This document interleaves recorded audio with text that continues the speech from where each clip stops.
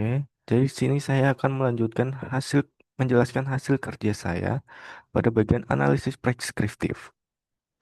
Jadi, berdasarkan kasus dari Salda et al. Atau FinOptimal Solution for a Wedding Based Rutes Contract, keputusan apa yang dibuat dalam kasus tersebut?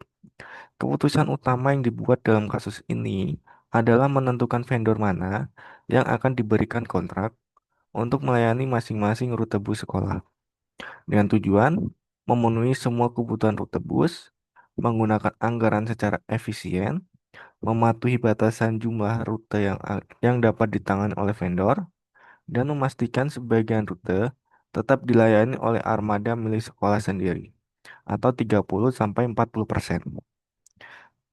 Jadi, keputusan preskriptif yang diambil adalah alokasi optimal rute bus ke vendor tertentu berdasarkan berbagai kriteria dan batasan. Selanjutnya, data apa, deskriptif dan atau prediktif yang dibutuhkan untuk membuat alokasi terbaik untuk kasus tersebut.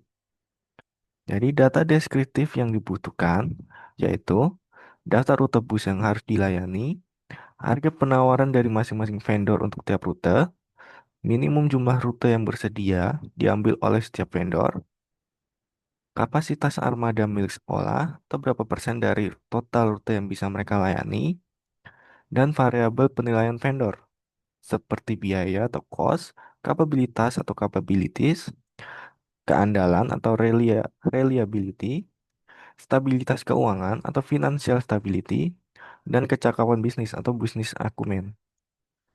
Lalu untuk data prediktif, perkiraan kinerja atau ketepatan waktu pengiriman layanan oleh vendor berdasarkan data historis dan prediksi pertumbuhan kebutuhan transportasi di masa yang akan mendatang. Kemudian untuk kendala atau constraint apa yang mungkin perlu diperhatikan dalam memberikan kontrak untuk suatu rute. Jadi beberapa kendala utama yang perlu diperhatikan dalam model ini adalah satu, setiap rute hanya boleh diberikan ke satu vendor. Dua, seluruh rute harus dialokasikan dan dilayani. Tiga, armada milik sekolah hanya boleh digunakan untuk 30-40% dari total rute.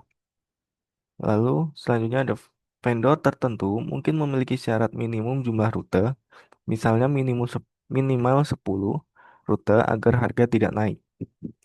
Kemudian batasan anggaran total, evaluasi kualitas vendor berdasarkan beberapa variabel non-finansial, dan terakhir kemungkinan geografis atau zona layanan yang bisa dijangkau oleh vendor tertentu.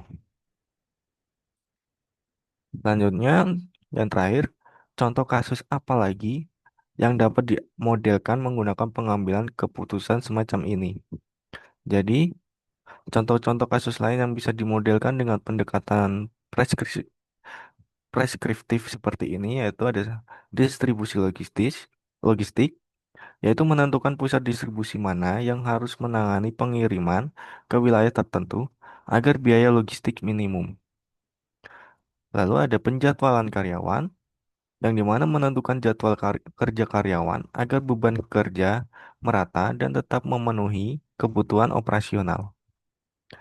Lalu manajemen pemasok atau supplier management, memilih kombinasi pemasok terbaik untuk bahan baku berdasarkan harga, kualitas, dan kapasitas.